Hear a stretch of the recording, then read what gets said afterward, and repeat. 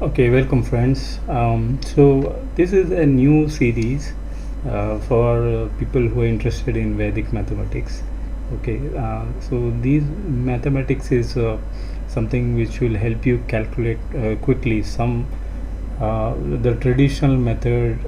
You can calculate and you can subtract, multiply, or divide things which are very time consuming. So sometimes it is useful uh, get to know Vedic mathematics so that you can quickly calculate normal mathematics, small mathematics, simple expressions in your head. Okay, so and in a very quick time. Okay, so that is a benefit of having the to learning the Vedic mathematics. So what we are going to do is I'm going to teach you in this video. I'm going to teach you the first sutra of the Vedic mathematics. Okay, the first sutra is it's called Eka Adhikena Purvena. That means that one more than the previous one. It means that if you have a fraction like this, okay, for example, this is a fraction where 1 is divided by 19. So what happens is in this fraction you have two parts. Okay, let me show you that. First part is the numerator is 1. Okay, the numerator is 1, and the second part is the denominator ends with a number 9. Okay, so if you have a fraction like this, then this number you have to add one more. Okay, and the result will be 2. So that is what the sutra means. It means one more than the previous one. So you have to add one more than this number and it becomes 2. Now what you're going to do is start writing the answers. Okay, so to begin writing the answer, what you have to do is very first number will be 1. Okay, this is your starting point. And then you got the number 2. Okay, so you multiply this 1 with this number 2.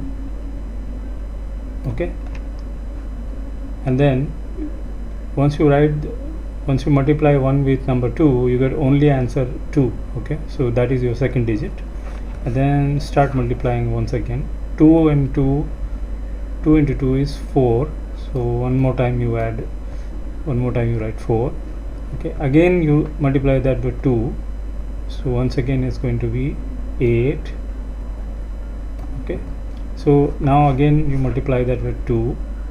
So once you do that, you get answer as 16. Okay, that's a 2-digit number. So here is the interesting thing. Okay, when you get 16, okay, when you get 16,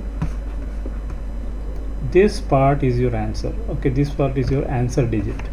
So what you're going to do is simply go ahead and write 6 here, and this will be your carry. So I'll write carry here as 1. Okay, this will be used for the to calculate the next digit. Okay, so what we are going to do is now 6, right? Again multiply 6 by 2. So now you get answer as you get 12, right? 6 into 2 is 12. So 12, and then you have a carry, so you add that carry. So you got 13, and you write digit 3 as the answer and keep 1 as the carry for the next computation. Okay, so again one more time we'll do 3 into 2 is 6. Okay, 6, and then I got a carry, so 6 plus 1 is 7, right? Simply write 7. No need to write any carry, so there is no carry. Okay, so keep writing like this. You got 7 into 2 is 14, so I got 4. There is no carry, so I don't add anything. So once you write 4, now you got 1 as the carry. You keep it for next computation. So like this, friend, you keep writing like this, and so now this goes on forever like this, right? but you have to write only up to 18 terms. Okay, once you reach 18 term, you have your answer. So only 18 terms will give you your answer.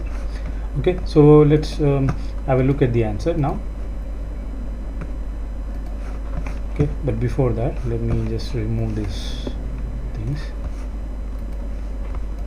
Okay, so this is just method 1. Okay, this is one of the method of writing the answer for a fraction like that. Okay, fraction that has 1 in the numerator and denominator has a number that ends with 9. Okay, so that is one way of writing it. So let me just simply write down the answer. Okay, so 1 divided by 19, the answer is going to be 0.523 1 5 7 8. How many numbers are there? These are 5 3 8 numbers.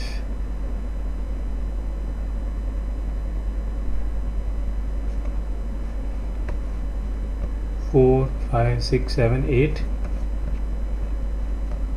and then you have 9, 4, 7, 3,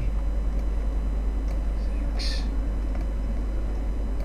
8, 4, 2. So these many terms. So basically what I'm trying to say is, there is a 0 over there. Okay, so it's 0 1 2 3 4 5 6 7 8 9, and then 1 2 3 4 5 6 7 8 9. So there are total of 18 terms. So by the